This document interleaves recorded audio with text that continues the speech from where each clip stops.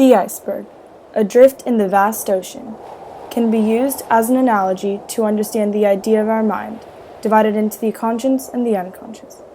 Everything above the surface represents our conscious mind, including what we know about ourselves and what can be easily remembered from our past. But beneath the surface lies the unconscious mind, an immeasurable reservoir of feelings, thoughts, urges, and memories that are outside of our conscious awareness, but are nonetheless a part of us.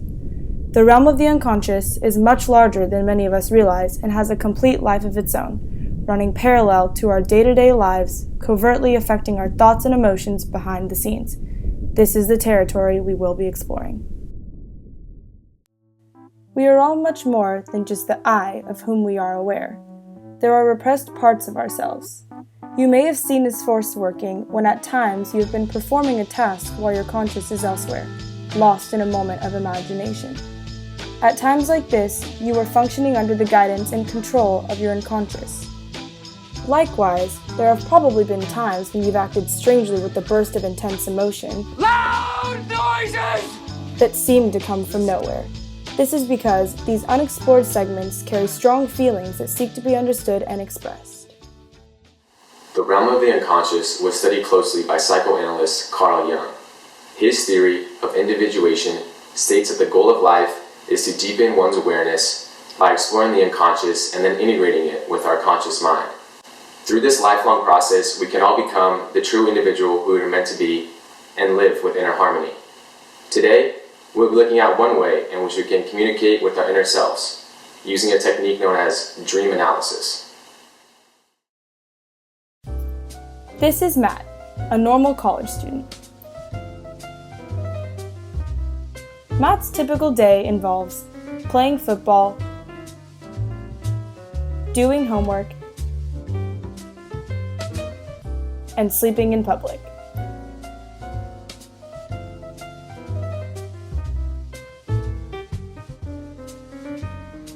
Lately, Matt has been having strange dreams. At first, he brushed off their significance, but now, he has recently come to the conclusion that something is wrong. He has decided to meet with a dream specialist so that he can end these strange dreams once and for all.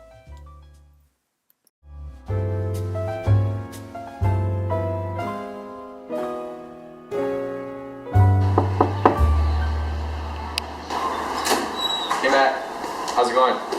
Come on in. So Matt, some of your friends have been approaching me saying you've been acting a little strange lately. Is there anything you want to talk about today? No, I don't think I've been acting any differently normal. I've been pretty stressed out with school and football, and I've been having some pretty strange dreams. But other than that, nothing really. Yeah, so I understand that being a student athlete definitely takes up a lot of your time, but is there anything else, going on out of the ordinary that you want to talk about today? I've been daydreaming a lot more in class and losing focus. I've never really had this problem before, so I don't really know what's happening. Okay. So it sounds like what you're experiencing might be coming from an unconscious self, and I think you're having a difficult time communicating with it. What do you mean my unconscious self? As in there's another part of me? Yeah, there is. It's just it's a part of ourselves that many of us aren't aware of. Although they are repressed, they desperately seek to be expressed. This part stores a great deal of our thoughts and emotions that are kept out of our awareness because they might be too threatening to fully acknowledge. Well, how's this affecting me? And how do I access it? There are several ways. The two main ways are through imagination and dreams. I'll write these on the board for you.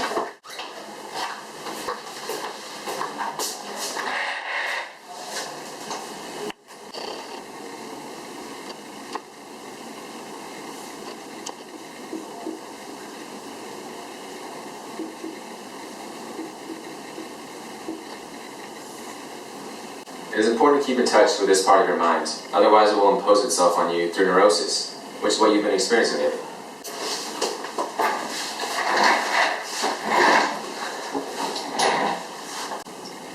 I mentioned I've been having some pretty strange dreams lately and daydreaming a lot, but I just don't see how they can relate to my life. Everything's so strange and unrealistic. Like the other day I had a dream I was in the middle of the ocean, but I've never been at sea before. How could this have any implications on my life? Yeah, well, what you might not know is that these dreams may seem really obscure and have no relevance to your life, but if we learn the language of dreams, which is symbolism, we can actually learn that dreams are a masterpiece of communication. So what we're going to do today, I'm going to get you started on this 4-step approach, and it's a simple way to work with your dream, do some dream analysis. I'm going to walk you through it right now.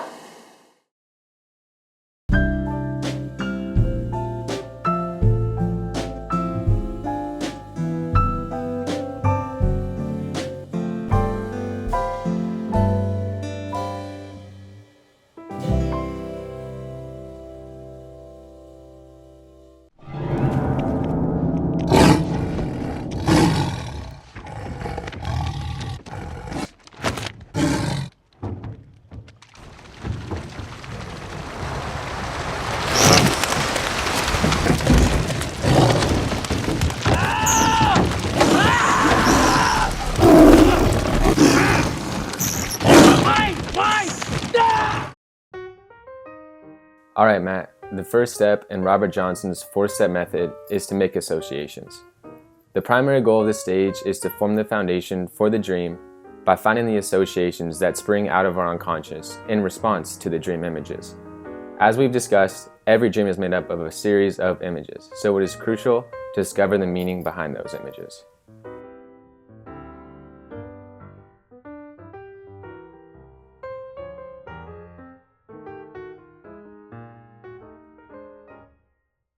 Matt connects the tiger from his dream to an authoritative figure and begins to think about what or who it could be representing. He also associates the fierce tiger with the feeling of anger he has inside of himself. After some thought, he realizes that he feels anger when getting in arguments with his mother, whom Matt has always seen as an assertive figure in his life, a sort of tiger-like figure. Another association that Matt makes is through the fish that seem to be attacking him in the dream. Normally, Matt would not consider fish to be threatening, but in the dream, Matt cannot help but feel like the fish are all fighting him. He then drew a connection between these fish and some of the stress he has been exposed to lately, especially after he got in a big fight with his girlfriend and has to keep up with both school and football.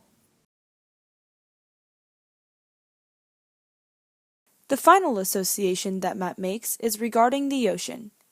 He thinks of its enormity and how isolated it makes him feel, then ties this into his recent thoughts of being socially lost and rejected by the people that surround him.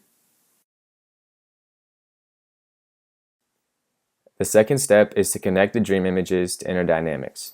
Find the parts of our inner selves that the dream images are trying to represent. Start by figuring out what is going on inside of yourself and what is being represented by the situation in the dream.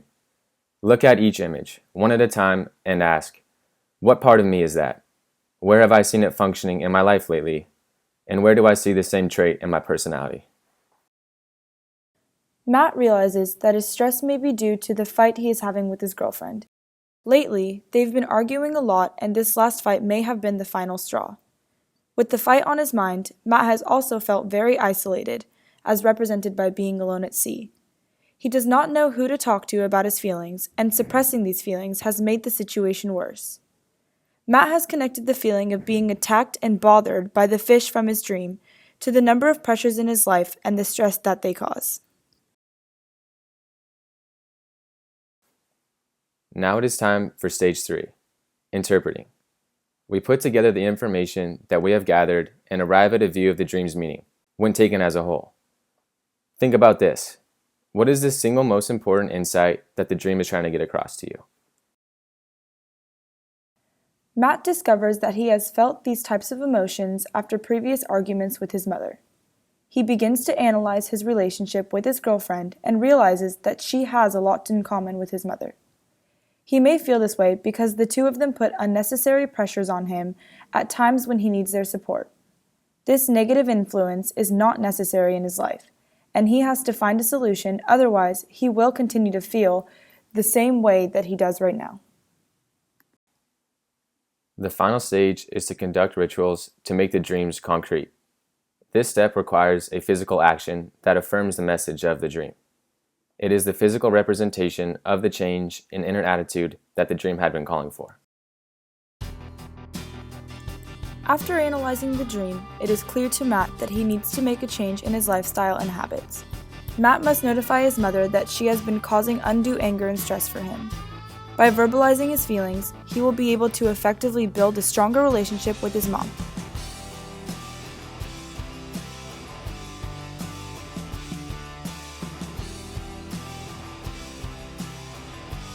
From there, Matt knows that he must end things with his girlfriend because the relationship is not bringing him happiness.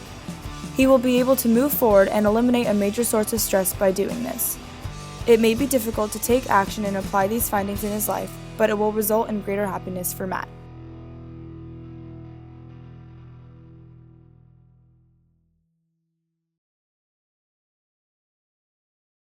Matt went through a mental journey. In delving into his unconscious, he uncovered stress factors and feelings of resentment towards significant people in his life, feelings that he was unaware existed in his mind. Ultimately, this self-awareness has helped him make changes in his life that needed to be made.